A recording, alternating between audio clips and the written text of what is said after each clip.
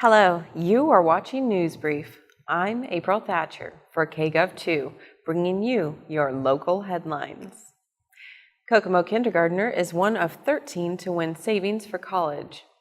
A program from the state's Higher Education Commission is awarding a small group of students money to attend college.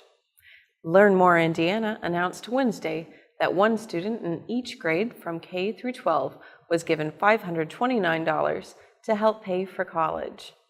The money was awarded through the Cash for College contest held earlier this spring.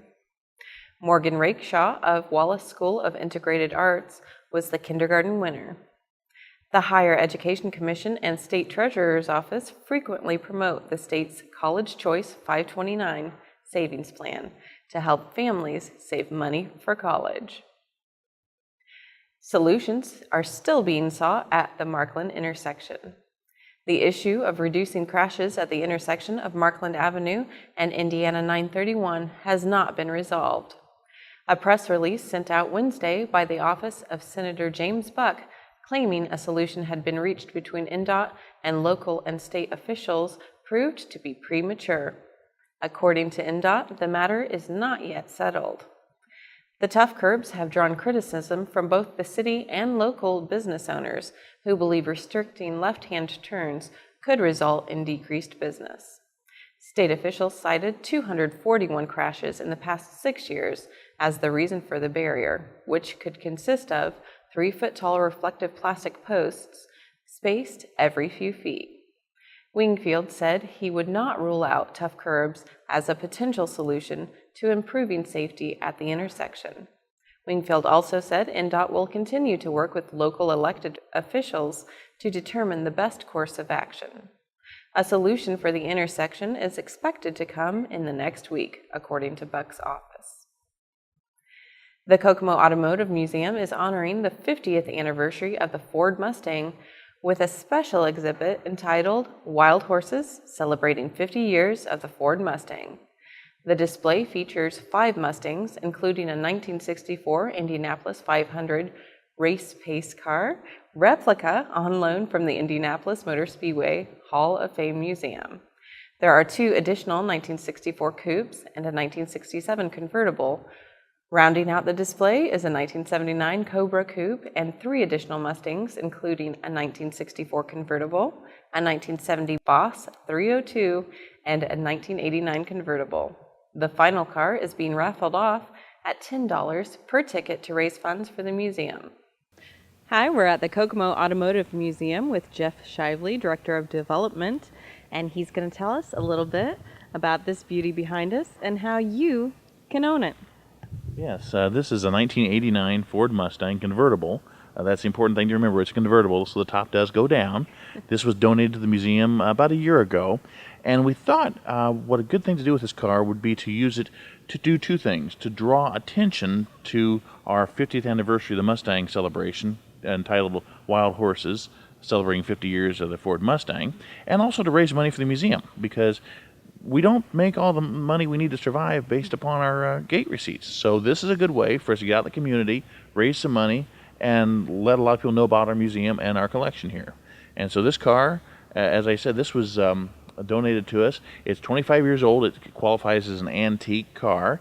If you're a person my age, when I learned to drive in 1989, same year as this car, a lot of kids my age would have loved to have had this car. And so how can you get it? It's very simple. We have raffle tickets, $10 a piece, which is just practically giving it away. We're hoping to sell 1,000 tickets, and the giveaway will be October the 3rd. We're actually going to have a program out here at the museum. There will be some things besides the raffle. We're actually going to have a few events. I think we're going to try some wine and beer tasting. We're going to have a speaker. We hope to be discussing the bicentennial of Indiana coming up in a few years. The museum is going to be the epicenter for the Automotive celebration for that, so we'll be talking about that as well. So you'll be able to come out here on Friday, October 3rd. We'll have the drawing for the ticket. For the winner, we'll have a few more giveaways, and you'll be able to learn a whole lot about some upcoming festivities. And of course, you want to buy tickets, you can come right to the museum at 1500 North Reed Road, or you can call us, 765-454-9999. or just come in here, or we'll be at car shows. We'll be at the Haynes-Apperson Festival. Just look for the Mustang at your local shows, and we'll be glad to set you up with one ticket or a dozen or however many you like. Wild Horses runs Tuesday through Sunday at the Kokomo Automotive Museum from Friday, September 5th. Mayor Greg Goodnight announced a proclamation for Delphi's Week of Excellence, a week where Delphi gives back to the community. Let's take a look at just a small amount of what this week is all about. From Community Day to the proclamation, there is so much more that Delphi is doing for our community. Hi, we're here with Alan Howe from Delphi, and this group is taking part in what is the beginning of the Week of Excellence. Right. You want to tell us a little bit about what you're doing here and some of the projects you're doing? Sure. So all of us work for Delphi here in Kokomo, and we're various positions within the company, and Excellence Week starts actually today with a Give Back Day. And we have a whole week of what we call Excellence Week, and then we go out into the community as teams and do various different jobs. Today we were doing cleaning up of the beds, some mulching, cutting back of weeds and shrubs, and just general cleanup for the rescue mission and another place called Open Arms over on Main Street. So we've got just a small crew here, and there's, I don't know, how many crews were there today? They're like, I don't know, maybe like, how many? 37 teams and like 250 people from Delphi and their children and various different friends or whatever. So it's a day of give back for Delphi. Okay. Well, thank you for giving back to our community and helping make it a more beautiful place. You're welcome. It's our pleasure. With Independence Day celebrations right around the corner, Kgov2 wants to make sure you are safe. We spoke with an expert on fire safety to help keep you informed. Hi, we're at the Kokomo Fire Department with District Chief Aaron Ashburn, and he's going to tell us a little bit about keeping safe this 4th of July with fireworks. Yes, ma'am. Right. So what are some tips and suggestions you would give to our viewers? Just some basic tips that we always try and convey to children, younger kids, is make sure your parents are with you. Make sure you're not out causing havoc, doing things safely. If you have a large display that you've bought or purchased, make sure you're in a safe place to light the fireworks off. Something that you have to keep in mind is once you've lit your fireworks, make sure they're completely out. A lot of people don't realize the heat generated in a firework is still in that cardboard. It could still possibly be burning that you don't realize, and then they just throw it in a trash can and maybe set it out in their dumpster or next to their garage. You just want to try and make sure that you're safe, that you have water, you dump them in the water, make sure they're completely out. Make sure that you're not throwing fireworks at other people. Don't shoot fireworks at passing cars, into houses, just causing all kinds of grief that way, because it is dangerous.